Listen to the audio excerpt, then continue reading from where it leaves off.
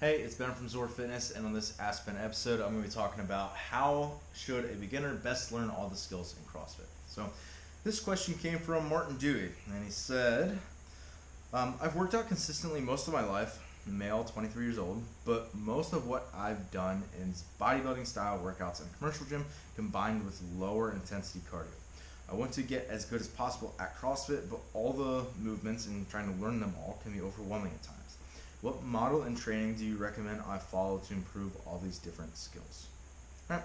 So, again, I think this question is transferable to a lot of people, and that's something I should look for in questions. So if you're writing a question for Ask Ben, make sure it's like not just applicable to you. Obviously, you have to have personal interest in it, but like make it so that it can be applied to a lot of different people, right? Or at least that there's going to be other people in the same situation as you that I could kind of apply it to. All right, so that's what I'm doing here. So I'm going to break this down into two parts to answer it. Part number one, I'm going to be answering kind of a model for skill acquisition. So I'm going to be talking about tier 1 and tier 2 skills, and I'll talk about what they are here in a second, and kind of what allows people to learn skills quickly. And then in the second part, I'm going to be kind of talking about more of like a model for training, creating sort of a training plan, what that should look like, and just kind of following good motor learning principles. All right, so that's going to be the part 2. So go watch part 2 once it's out. Yeah, so I think the first thing that we need to think about here is understanding that each person that kind of comes into CrossFit, most people are a little bit later. They're not like a kid when they start CrossFit for the most part. That's happening more and more because it's been around longer and longer. But still, for most people, even like college athletes, like they've done something else and now they're coming into CrossFit afterwards, or you're an adult and you try to start CrossFit, or maybe you are a teenager and you're coming into CrossFit and trying to figure it out, right?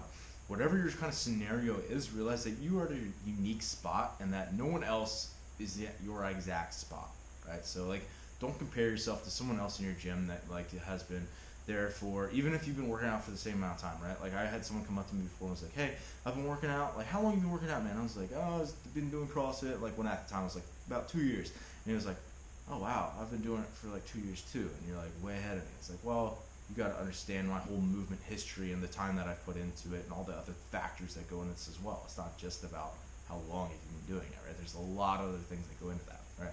So a few things that would kind of help more specifically kind of narrow this down, and really this isn't just about like, oh, like make me feel okay about where I'm at, but also to be like, okay, this is how you kind of improve from here, right? So 3 factors that are going to be determining how quickly you acquire skills, skill acquisition. So number 1, we'll call it body awareness.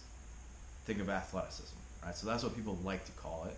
But really, basically what it is someone's movement history and their ability to use that movement history to learn new skills, right? So think about it this way, right? If you spoke Spanish your whole life and you come to America for the first time, you've never spoken Spanish or English before, I don't know what I just said there, but pretend someone grew up in like Mexico, right? And they came to the United States, they spoke Spanish their whole life, and now they're trying to speak English. I think that's what I was going for the first time. But that was the scenario, right? How hard of a time would that person have learning English for the first time? It'd be super difficult, right? Versus imagine if every summer they went to a different European country and like that spoke a different language, and each time, like each summer, they picked up a new language, and by the time they were 20 years old, they spoke 20 different languages, one of them not being English, and then at that point, they immigrated to the United States. Right? Imagine how quickly then they'd pick up English. Way quicker. Like it would probably be like very fast, right? That's exactly what's happening here. So someone they played soccer growing up, they did gymnastics, they swam, they played outside a lot, they worked on the farm, they did all these different things, and now they come to CrossFit and they could do a muscle up on the second day that they're there. Right? That happens. Right? So just understanding that, like, okay, if someone has a big movement history, they're going to learn skills quicker, right? That's just like one of the ways you can do that, right? And if you don't have that big movement history, that you're going to learn skills a little bit slower, right? And these are a lot of intangibles that we call like athleticism. So it can be like just like coordination, being able to make shapes, understand timing of things, like all of those sort of things, right? So next, strength. So specifically here, I'm talking about your strength to body weight ratio, right? So your ability to carry the engine, right, through whatever movements you have to do. This is more relevant here because I care about your strength to body weight ratio more than like your back squat, because your back squat, you can take that down to an empty barbell and every single person's going to be able to back squat, right? Where not every person is going to be able to do a muscle up because it's their body weight, right?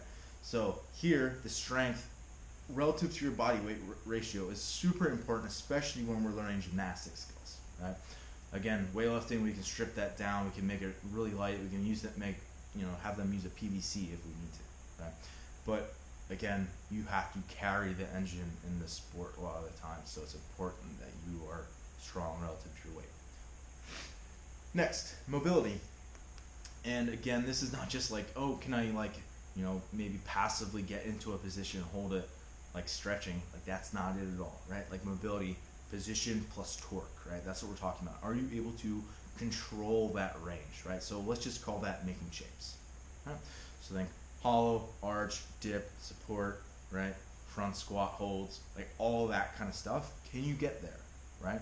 If you can express all of those different joint ranges and be able to do that with control, you're going to learn skills way faster than a lot of other people, right? Because a lot of other people are going to have to spend time developing all those things, developing kind of the coordination, athleticism, developing the strength, developing maybe less body fat and a good body composition, developing mobility, right? Again, so if you already have those tools, think about how much quicker you're going to learn your skills, right? That being said, if you have more of those skills or you're moving towards where you need to in that spectrum of things, you're going to learn other skills quicker, right? So if you already have double unders, chances of you learning triple unders is a whole lot quicker than someone who's never picked up a jump rope before. Again, just think about this as like intuitive for most people, right? So let's get into now tier 1 and tier 2 skills. And again, this is something I talk about in breath work for the sport of fitness. But I'll start with tier 1 skills. Tier 1 skills are basically like the movements that, like when you think of like, oh yeah, I gotta learn movements, that's what you're thinking about. It's the tier 1 skills. So like snatch, clean and jerk, muscle up, handstand walks, double unders, like all that kind of stuff, right? So I'll break that down into 3 categories: weightlifting, gymnastics, monostructural or cyclical, right? Yeah, same way. So basically, these are kind of the fundamentals, and I would have someone kind of learn these basic, like the most basic of these first, and then later on top of it from there, right? So if I was only going to have someone who's coming in to learn like a few weightlifting movements, I'm going to have them learn snatch, clean, and jerk, right? From there, they can kind of figure out, if they're like become very good at snatch, clean, and jerk, they're going to be able to figure out how to barbell cycle efficiently. They're going to be figuring out variations from, the hang or hang power, hang squat, like all like overhead squats, like all those different things. They're going to be able to figure that out if they can snatch, clean, and jerk.